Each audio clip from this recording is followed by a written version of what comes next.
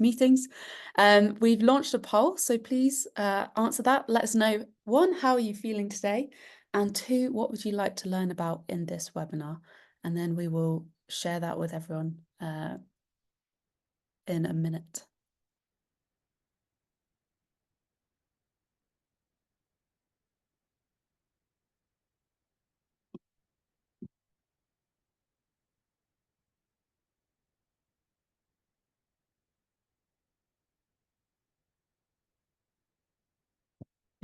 Okay.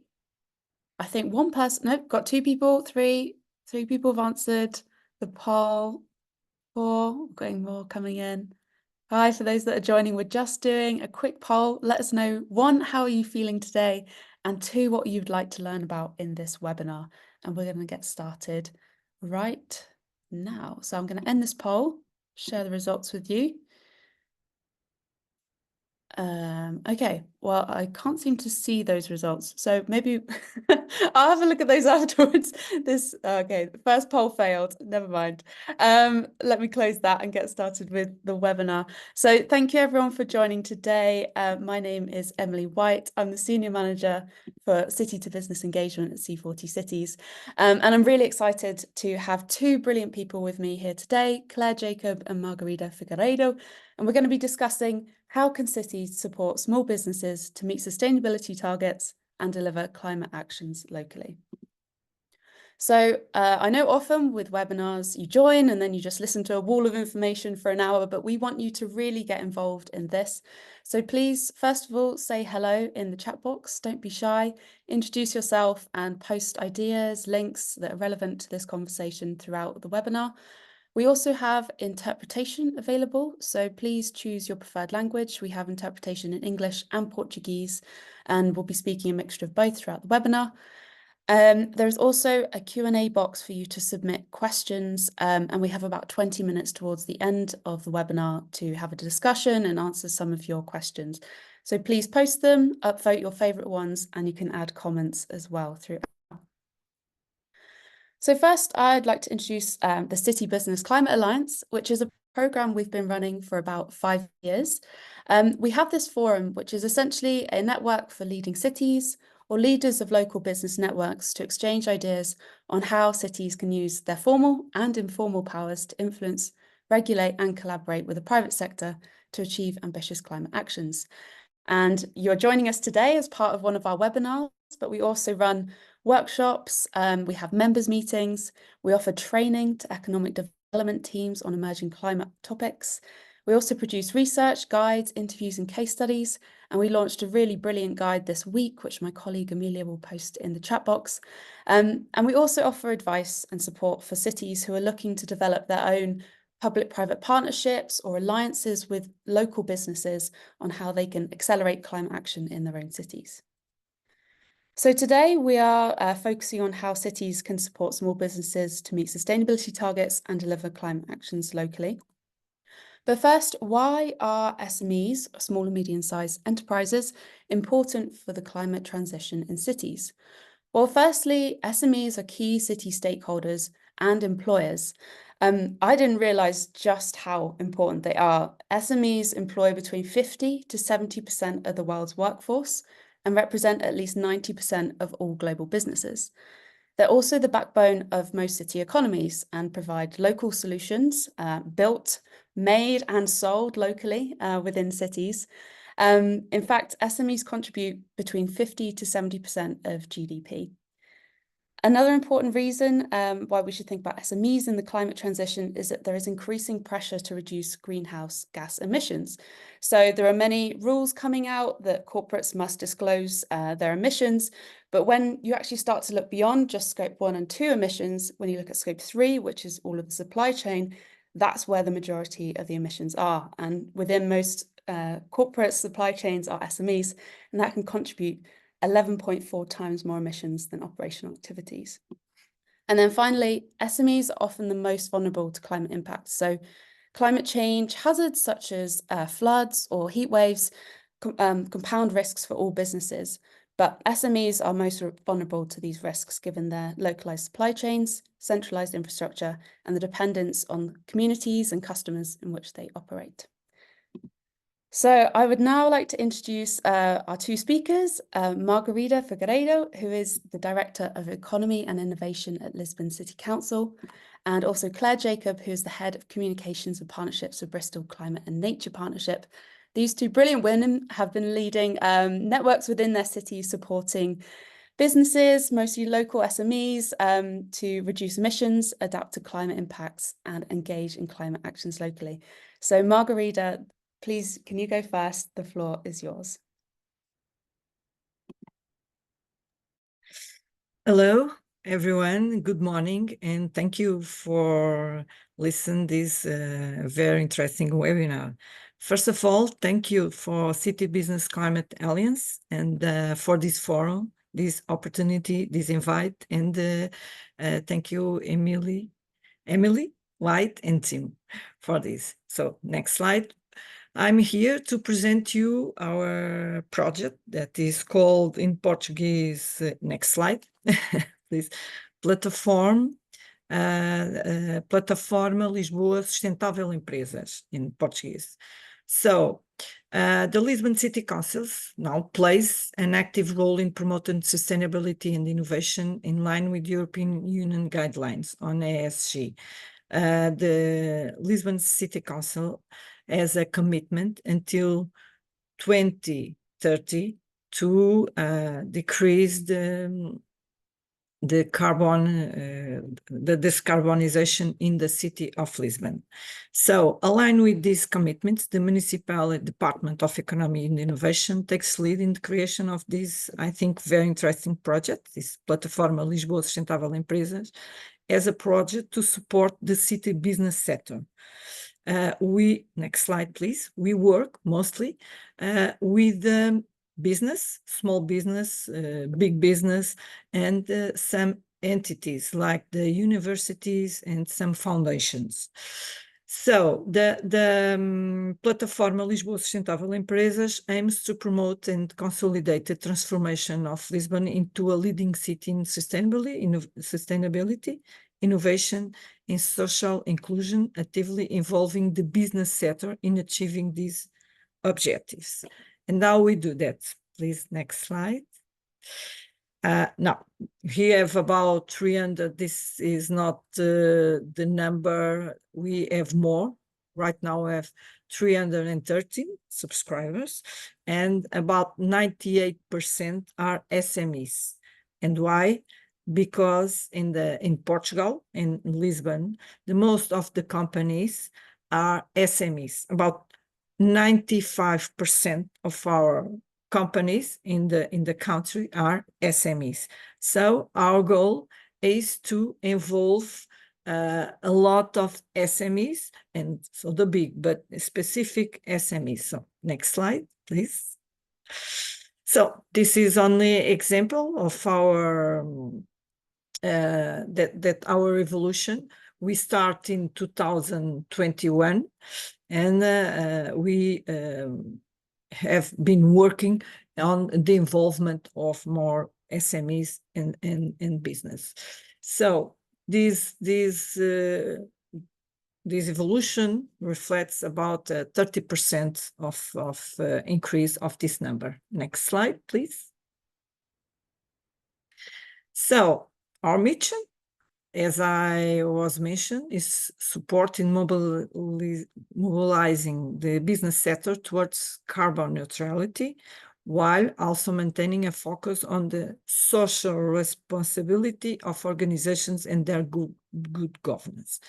Because not only our measures are from carbon neutrality, but also social responsibility in good governance in the SMEs. Next slide, please. So we measure this impact, the impact of the companies and of the measures that companies take through indicators, and monitor this data annually. Monitoring is an important factor, but is totally up to the organizations to do it or not. We mobilize the organizations to help us monitoring these indicators. Right now, we monitoring in three categories, or two big categories. It's the energy, and the water. So this is an example of this impact. Next slide, please. This just for keep the time. Next. So this is our initiatives and how we are organized in our action plan of the project, the Lisboa Plataforma Lisboa Sustentável Empresas. So what we do? We do some training and workshops. We do good practice roadshow. We do Sustainable Lisbon Conversation Series, European rules and regulations, network events. What we mean by that? So next slide, example. So training workshops. We provide training and specialized workshops on ESGs, focus on helping our companies integrate sustainability practice into their business process. This training and these workshops cover various topics related to sustainability, carbon management, circular economy, and sustainability reporting. And why? Because our main partners are SMEs. So sometimes SMEs don't have the internal capacity to organize, to create departments to focus on this kind of issues. So because they are occupied with another challenges. So the CTO keep training the SMEs with workshops and capacity programs for them for SMEs incorporate that kind of information and new practices in their own business. And this is very important. So next slide. We do a good practice roadshow. The objective is to create a virtual space where companies from different sectors can showcase their best practice. Each month, a company presents its best practice, followed by an online discussion on the topic. The online roadshow is structured in several sessions, covering a variety of teams and sectors. Well, we begin to do this on a virtual way because of the pandemic, but it's more easy for, we have more SMEs and more companies involved because they assist more, they engage more, and they learn with each other. With this best practices is very important, this way of work too, because they could see that they can do best practice too. It's not so difficult to do. It's very nice. So next slide, please. Thank you, Emily. Sorry. So we do two Sustainable Lisbon Conversation Series. This is a presential issue. This is a discussion forum dedicated to promoting sustainability in business with a special focus on crucial topics for corporate governance. This is in-person conversations. We invite some experts to discuss current and relevant topics, fostering learning and the change of experience among the business leaders, managers, and professionals from various fields. So we do a lot of initiatives to keep the SMEs in the business involved, engaged in this project. So next slide. And this is a very important tool. The European rules and regulations. We keep European sustainability standards and regulations up to date, which is essential to ensure that companies operate responsibly and competitively.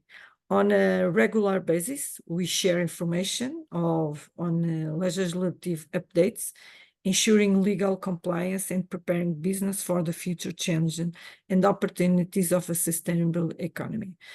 Because SMEs have some difficulties in access to this information and to update that kind of information. We have some partners to work with us too, and the SMEs are, I think, is very important for them because they main very questions about that, about European rules and regulations, and well, with the new rules of financing, green finance, and on all of that, it's a focus very important. So next slide. And we do all these things, some network events of promotion of the project to engage more. And we do an annual meeting with everyone.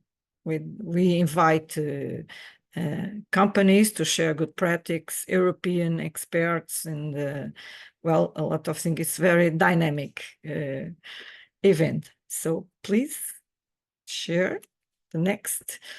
So we have some partnerships that is very, very important for us. We establish not only partnerships with companies, but with institutions of excellence across various fields with the aim to supporting and encouraging business for them prepare. Because in the city council, we don't have sometimes the kind of expertise. So we do, and we have some partnerships to collaborate with us on this transforming, on this sharing of information and involve the SMEs. Next slide, please.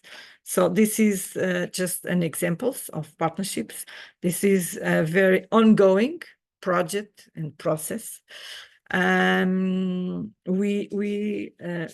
are always looking for new partnerships, maintain the oldest one, but looking for new partnerships.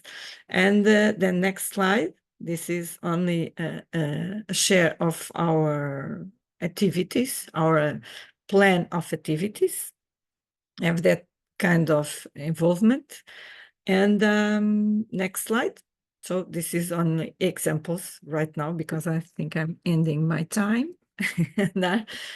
So good practice, the past events, the events to come this year. Next slide.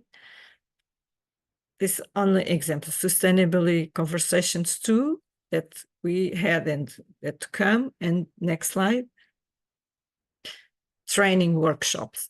This part is very important for our project because the SMEs, I think, is if they don't do this kind of training workshops, they are a bit lost in the kind of best practice, and they like that we accompany the SMEs in these kind of measures and commitments, this part.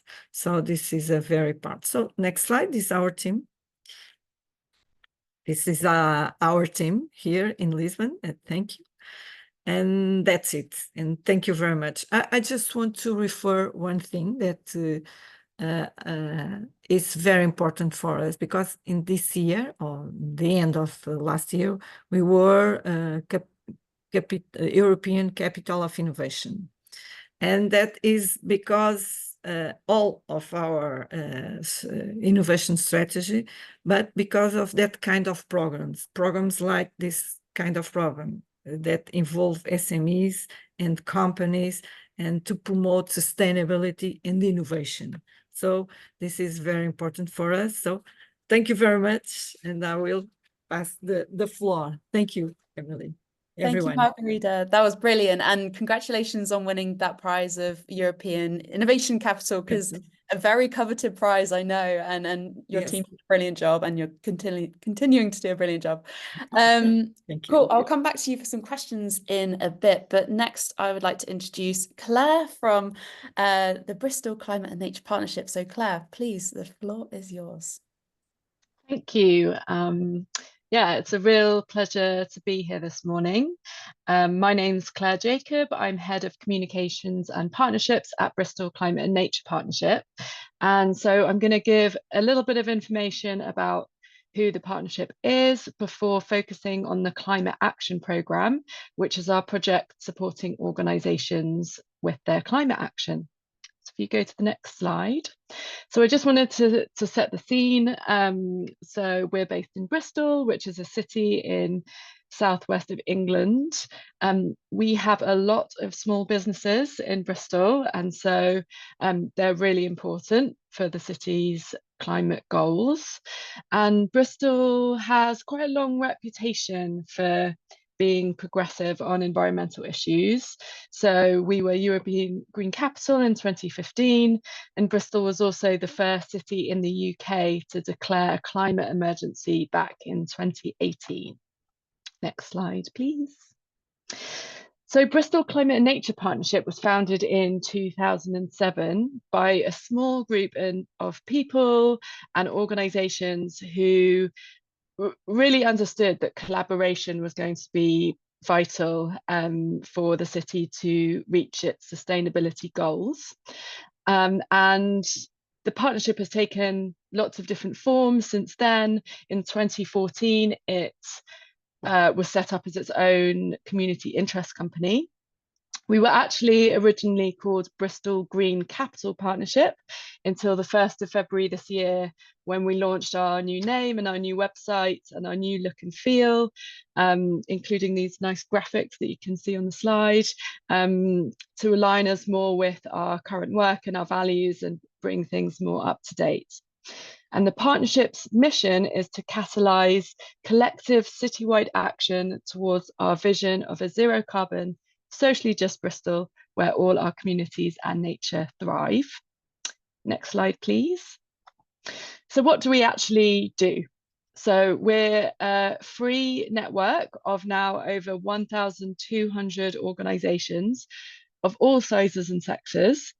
And the really unique thing about the partnership is really that size, the number of organisations involved, and also the diversity. So we have businesses, but also community groups, the public sector, charities, cultural institutions are all part of our network.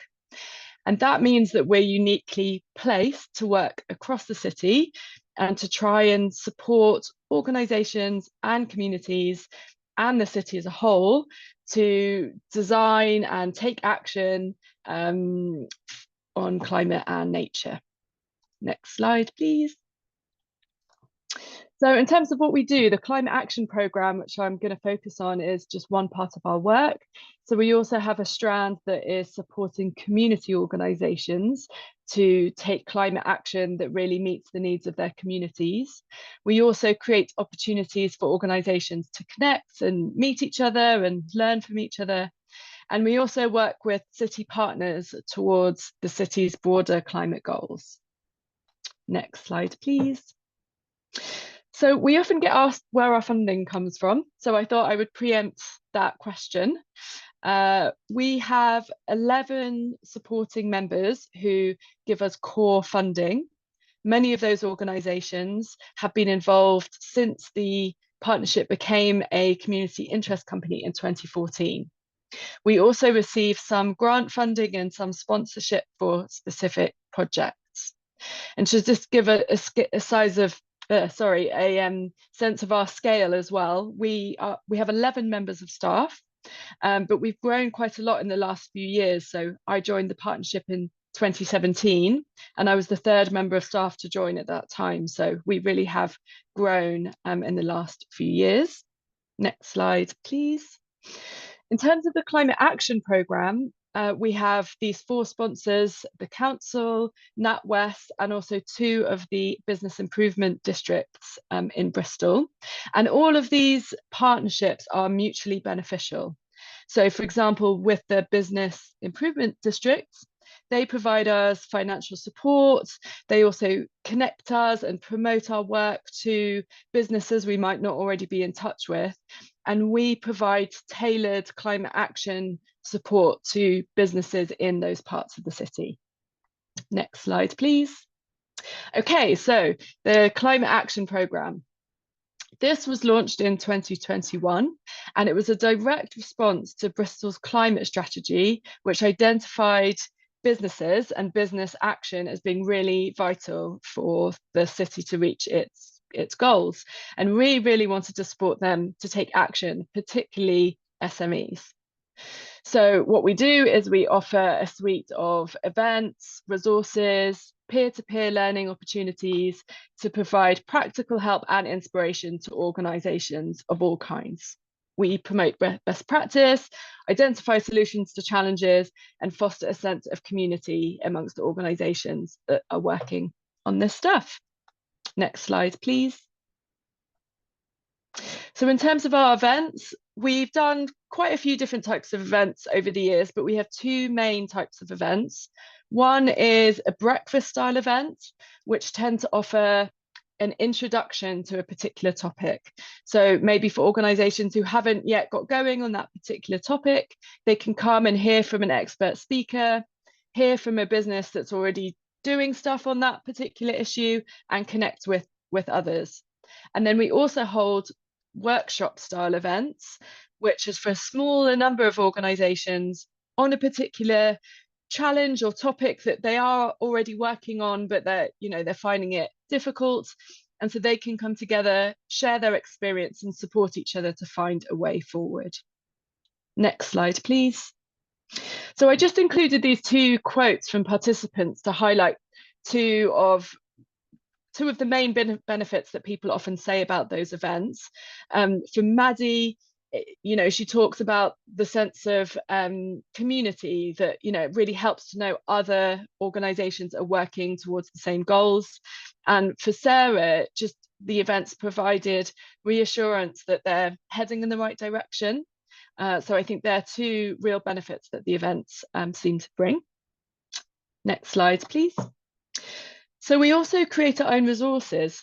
So often after we've had an event and lots of brilliant tips and advice has been shared, we compile them into resources that we then put on our website.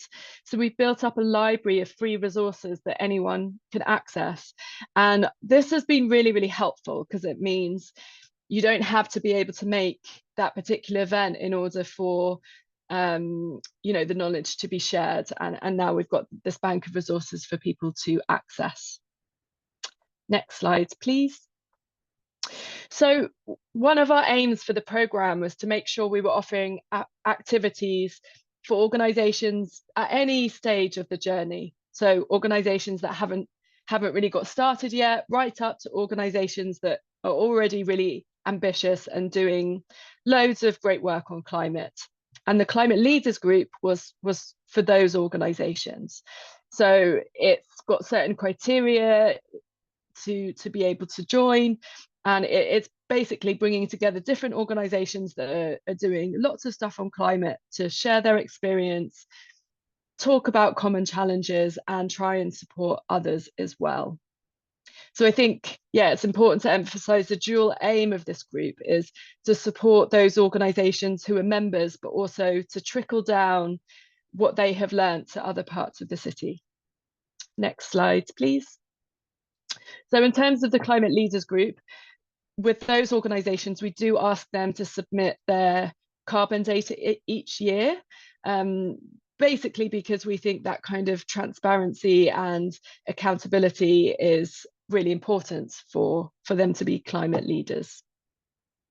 And the other interesting thing to say about this group is it's a real mixture of traditional businesses, the public sector, and also cultural institutions. So it becomes a really interesting space to bring those types of organisations together. Next slide, please. So this was just to demonstrate some of our reach in terms of our resources and how many times they've been downloaded, and also how many organisations have attended our events in the first 3 years of the programme. I also thought I would just finish on some reflections on what I think has worked well with this programme. So the thing to start off with is we really benefited from having already been in the city for quite a long time. So we already have an existing network of organisations which we were able to tap into, and a good reputation in the city. I think something else that has worked really well is we've really focused on clear, practical information, really holding the busy SME in mind and thinking what's going to help them move forward. So avoiding jargon, trying not to make things feel too complicated, but rather making things feel possible. As I said, I think creating the resources has been really helpful. And I think also just making sure we're speaking to businesses so we really understand what their challenges are, which might be changing over time, so we can tailor our program to suit their needs. And I think the other thing is really trying to create a sense of community amongst organizations, particularly for SMEs, so they don't think they're just, on their own trying to tackle this really hard challenge, but rather they're part of a wider community of organizations all working together to make improvements for the city. Next slide, please. And just in terms of what we've got coming up next, so we're going to be continuing with our core program of events, deepening our relationship with organizations. We've started a focus on supplier engagement, which we know is both really important and quite a challenge. And we're also looking at creating a new program that goes a little bit more in depth for those organizations that haven't yet started yet, to give them a little bit more of a helping hand. And we might also look at doing sector specific activities, so maybe doing some tailored events for particular sectors. So the hospitality industry might be an example. Okay, I think that's it. So yeah, thank you for listening. I'm really open to questions, and also please feel free to get in touch with me after the event as well. My email address is on the screen. Great. Thank you so much, Claire. That was fantastic. And we're now going to have some time. We have quite a lot of time, actually, to have a discussion about what we spoke about today. So please, everyone who's joined us today, I see there's loads of questions coming in. Please add more questions to that pot and upvote the ones that you want us to ask. But I'm going to sneak in some questions first. So you both spoke about the sense of community and the need to build a sense of community between the businesses, because often they're all facing similar challenges. They're getting all of these requirements from larger corporates. It's a very overwhelming task when you don't have enough people to report or assess all of these kind of new requirements. So very simply, what are the main challenges that SMEs are facing in both Bristol and in Lisbon? And do you think there's more that perhaps bigger businesses could do to support SMEs? And maybe also, is there a bigger role for governments, city governments, to play in supporting them? So maybe we'll go to Margarita first. So thank you for the question. This is very interesting. So I think the SMEs in Portugal, in Lisbon, have a lot of challenges in regarding to have some financing support, because we have a national entity that have some programs that finance some issues like energy panels or like that, but I think it's a few support to business. And at the municipal level, we are very dependent of a national financial level. I think this is a very, very challenge that we municipality has and the SMEs have. So I think the bigger business have to this social or climate responsibility to help the SMEs to implement some of our commitments, of our measures. Yes, so our projects have this aim to link the bigger business to SMEs. And this is one of our big aims for bigger business help SMEs in some execution of some measures. And we are working on that kind of challenge, a financial challenge. I think our big challenge is a financing issue. We must learn with Bristol. Bristol has some big practice on this, on that kind. So Great. Thank you, Margarita. And yeah, Claire, if you have any advice for Margarita or anyone else who's in the webinar, if you have advice on, financing these kind of initiatives, I think that'd be very welcome. But Claire, what do you think are the main challenges they're facing? Yeah, I mean, I really agree. I think commonly when we ask businesses what the main challenges are they're facing, the two things they say is finances and time, and those two things are obviously linked, because it's the finances to make changes, but it's also the finances to dedicate resources to even be looking at this stuff in the first place. So they do seem to come up time and time again. And I agree with Margarita about how the bigger businesses can support the smaller businesses, and we're, it's really interested to hear about the program that they're running there. I think where we're talking about it most is to do with supplier engagement. So because a lot of the bigger businesses are really looking at their scope 3 now, and how can they start engaging with their suppliers. And I think we're trying to emphasize that it should be engaging and supporting them. So as well as sort of just asking them for their carbon data, it should also be like, how can you also bring these smaller organizations kind of along with you on the journey, because there's a real risk otherwise that the small businesses will not adapt and get left behind. So we're definitely hoping that that's kind of the way things go. And then I think the only other thing I'd say, both in terms of what bigger businesses can do and what the city can do and what we're trying to do, is really just share the examples of what's worked well, because so many businesses and so many cities are tackling this. It's why it's so great having events like this today. It's we don't all need to reinvent the wheel. It's how can we better share what people have tried that's worked? How can we share resources as well as knowledge? So that's something we're always aiming to do more and more, and would love to do with other cities as well. Great, thank you. Both fantastic answers. And I think we got quite a few questions coming in the Q&A. So anonymous attendee has asked, can you share one main challenge you have encountered in setting up and running these alliances or networks, and how you have or would like to resolve it? So I guess financial, political, and any kind of key challenges you may be faced. Well, I think the many challenges, like said before, and Claire to share, is besides the finance, is the time and the willing of the biggest business and the biggest entities to share that kind of programs and measures with the SMEs.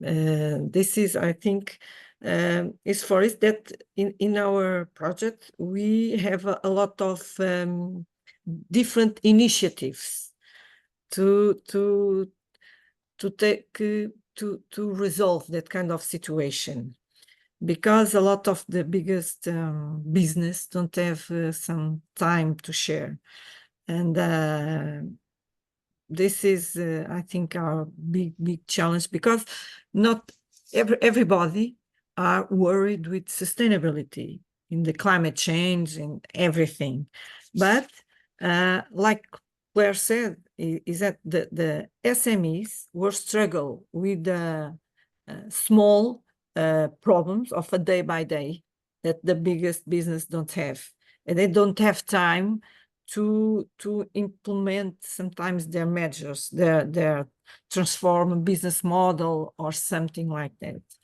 And we are very attentive to this kind of situation. So is because of that we are working more focused on SMEs, and we have some universities like partners, because sometimes the universities that create some new I don't know, prototypes or something, and we link it with SMEs to test, and sometimes in SMEs.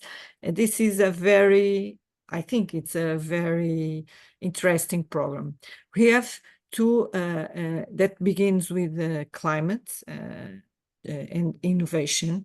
It's that we challenge our startups to think on a prototype or a service that to implement in the city for resolve some of our problems in a sustainability way, like in mobility or in the water, like in the gardens and the or in the hotels or in the, and this is the startup, not only SMEs, but we want to attract the entrepreneurial ecosystem too, and the startups, because they have an innovation level that can help the SMEs in the city to resolve a lot of big challenge on the climate change and sustainability.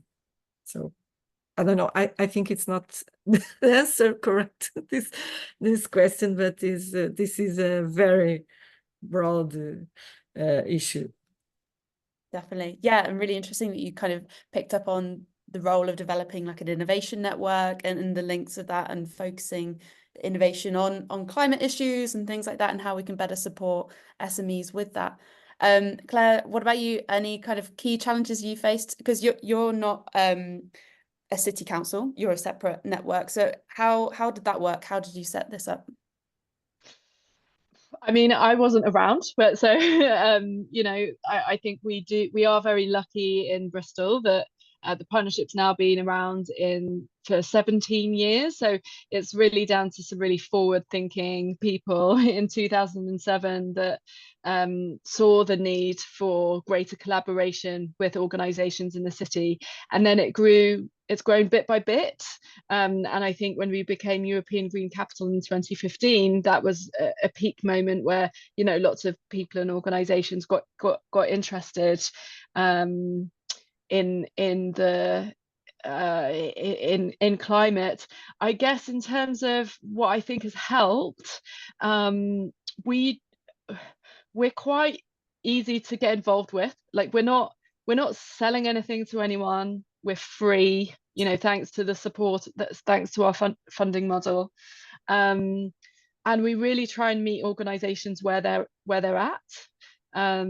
So really trying to find out and understand their context, rather than sort of just coming with the preaching or this is what you need to do, or and trying to create a kind of positive sense of what it might be like to be involved. So every month we hold a networking event, which, you know, is just for people to come and meet other people interested or working in sustainability, and so people can connect and it can feel joyful as well as something that's really hard. I'd say in terms of a challenge, and I'm going to use the opportunity to answer the question I can see in the chat as well, is one of the big challenges that we're always talking about is really measuring the impact of what we're doing. So we're quite good at measuring how much businesses are engaging with us, but it's really hard to measure what they then go and actually do. And so in terms of, you know, emissions reductions, in terms of the question, we do ask our climate leaders group, as I mentioned, to report on their emissions every year. But even with that small group of 30 organizations, it's a real challenge because, just as an example, some organizations are based in Bristol but are actually national, so they don't really have their Bristol figures. We also have some organizations that are ever improving how they're measuring their emissions, which means it can look like their emissions are going up, but they're just getting better at counting. And then we also have things like, you know, an organization might build a new building and then obviously their emissions go up dramatically, but it doesn't actually reflect what they're doing on climate necessarily. So even with just that small group of organizations, it's really hard to build a picture. And then with all the organizations we engage with, it's just, you know, you can try and send surveys to people and people don't really respond, and those surveys would have to be after had done it every 6 months to get the sense of progress. So, I would love to hear from other cities about what people have in place, because we'd love to know whether organizations are moving in the right direction, and they're actually taking what we're suggesting on and going to do stuff. But often we just have to go with anecdotal feedback as opposed to anything more than that. So that's a challenge. Yeah, definitely. And I could see that. Just to add one thing to this big challenge, that is measure the impact in our platform. That I forgot to put the link, but I will put the link in the chat, or I ask my colleagues, because we have a menu that is to measure the impact. The companies submit like a form with the measures they take, and every year they put the results on that.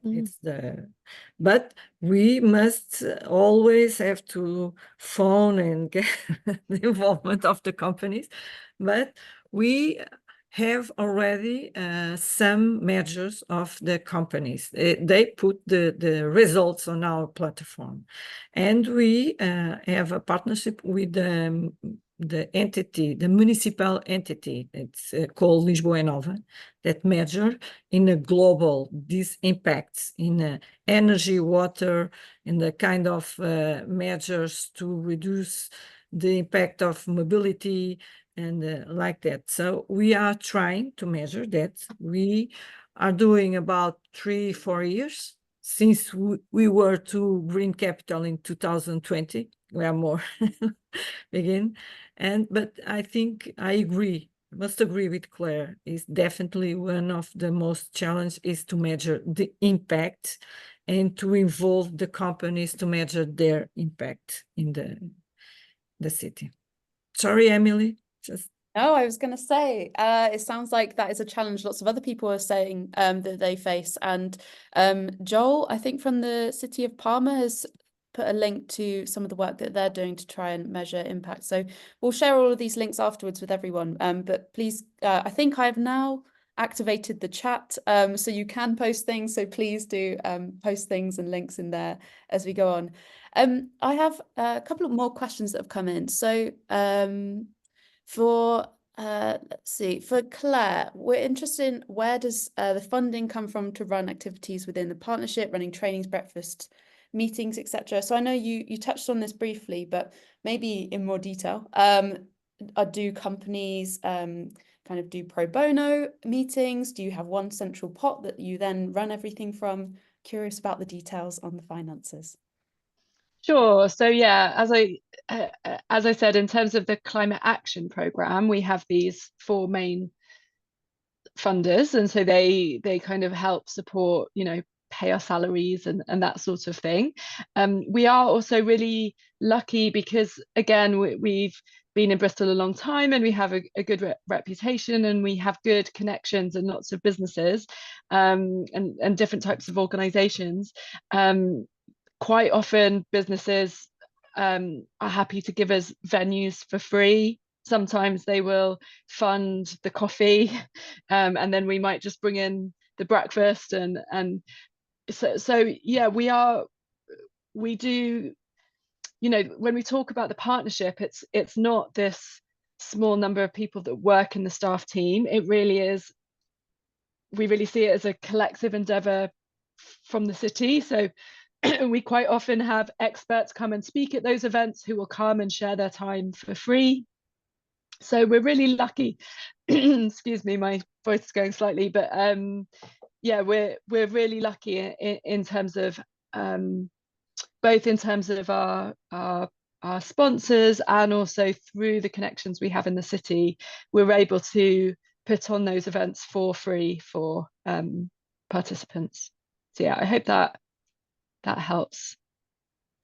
Excellent, thank you. Yeah, hopefully that's helpful. Margarita, did you want to come in on that one as well? Yes, just to add that all our activities are pro bono to the SMEs and company. It's free We don't charge, we are from municipality. And our budget, it's a budget from municipality too. The team is from municipality, the platform, all. So, but we have a small budget that we want to increase. And well, in our partnerships, all are partnerships to share maybe expertise, and that is free, not for financing. It's to help us implement some project, but not with financial. So this is a big challenge for us too, that we are working. And okay. Just, Yeah, I know it's a challenge lots of people face. And hopefully we'll be able to share some examples of how other cities have been financing their initiatives. There is some information on that in the Knowledge Hub article, which we published this week. So please do take a look at that. I think. Okay, thank you. We will share that with everyone. Okay, so we have another question, really interesting one. So I think it's relevant for both of you, actually. How, if at all, do you coordinate with governance at a regional and national level to try and influence policy making and increase the effectiveness of your work moving forward? Yeah, very open question, interpret it how you like. How do you work perhaps at the regional or national level to promote your work, but also create wider change? Well, sorry, Claire? Shall I go first? So yeah, I think this is an evolving thing for us. I think historically we've been quite focused on Bristol and have had a really close working relationship with the council, who are really supportive of our work. They're one of our funders. They help promote what we do to businesses and help us form connections, and we sometimes have joint projects and might be in funding bids together. I think we're increasingly now building a relationship with the combined authority, which is the kind of regional governance in this area, just to see how we can share what we've learned more broadly. So other, because obviously these problems don't stop at the city wall. So we really want to look at how we can also be connecting with areas outside of us. In terms of the national government, we've had some connection with the CCC to promote some of what we've done as an example for other cities. But I think this is something we want to be doing more of in the coming years. We're currently in the process of drafting our strategy for the next few years, and part of that is how we can be disseminating our work, both this work and also our community work as well, with other cities and with policymakers, so that this actually has a broader, more systemic impact. So I'd say we've had really good experience in Bristol itself, but the kind of bigger regional national pieces, hopefully something I can talk about in a few years' time. So it's well, for us in Lisboa, we have some challenge on that, because we work, one of our partners is a national entity. It's called ADEN. It's the energy entity, and we work, we share our good practice, we learn with the kind of measures that they implement, and they inspire in some our actions to disseminate in all of country. But I think it's a long way to inform and to work with the national level. For this, we like a country, a small country in the third of European, have a lot of challenge. I mean, we have not only the city, but we have the fire, a lot of fires, and well, the climate change are very intense in mainly in the summer, and in the winter with the floods.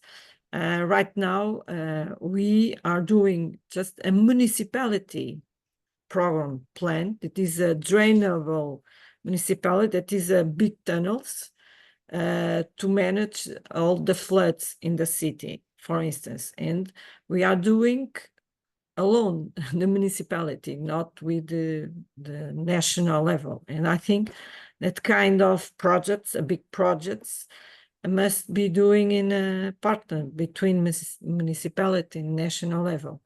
But I think we are working on that. Not yet, but it's a challenge, a future challenge.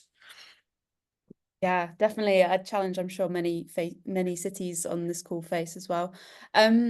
So we're running out of time, but I wanted to ask you both. I've worked with cities for over 5 years on this now, and I've seen some really kind of go the stretch, like you two, and also some really struggle to maintain interest long term or to secure finance.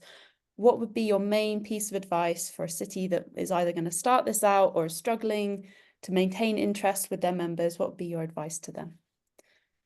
And Claire, you can go first.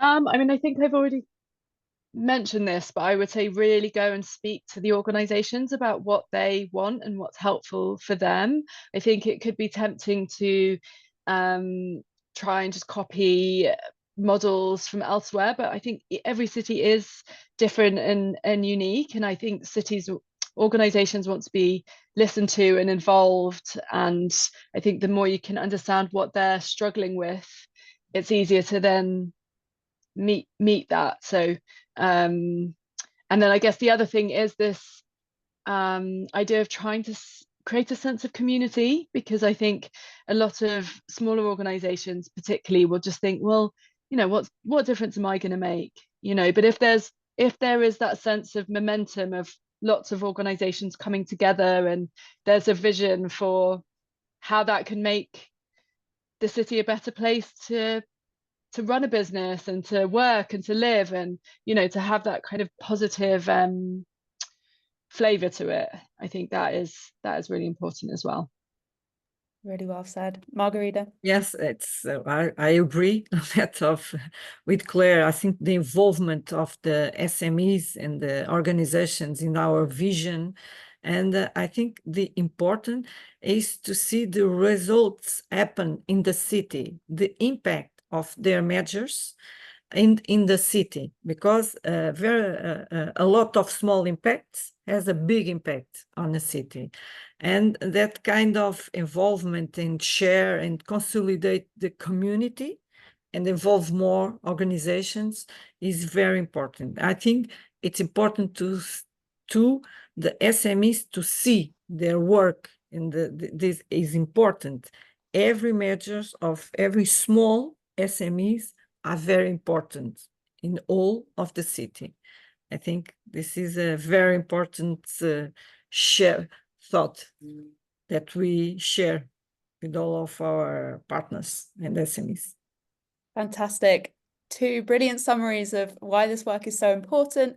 And I think we all have some homework to do, which is to share ideas on how we fund these, how we do it better. Thank you for everyone who's already shared loads of resources in the chat box. We'll share all of that in the follow-up email afterwards. Just from me to say that we have a few things coming up. So if you want to stay updated, please do join our mailing list. My colleague Amelia will post the link in the chat now. Or you can simply email me if you want to have a chat. I love to hear all kinds of new ideas that cities are up to. We have a few more activities going on. So my colleague Zoe will be at New York Climate Action Week next week. So if you're going to be there, let us know and we can meet up for a coffee or something. We also have another webinar with Rio de Janeiro on their resilience incubator for SMEs, which will be happening in October. We're also running a workshop at the Barcelona Smart City Expo in November. So if you're going to be there, let us know. And then again, we'll be running a webinar on city business collaboration to decarbonise food systems in December. So all that's left to say is thank you so much, Claire. Thank you, Margarita. And thank you all for joining today. This was really interesting. Thank you very everyone. much. It's been a pleasure. Thank you. It's a pleasure. Nice meeting you all. And Claire. Nice. Thank you, Emily. Thank you. Bye, everyone. Bye. Bye. Feel free to send emails and ask things. Thank you.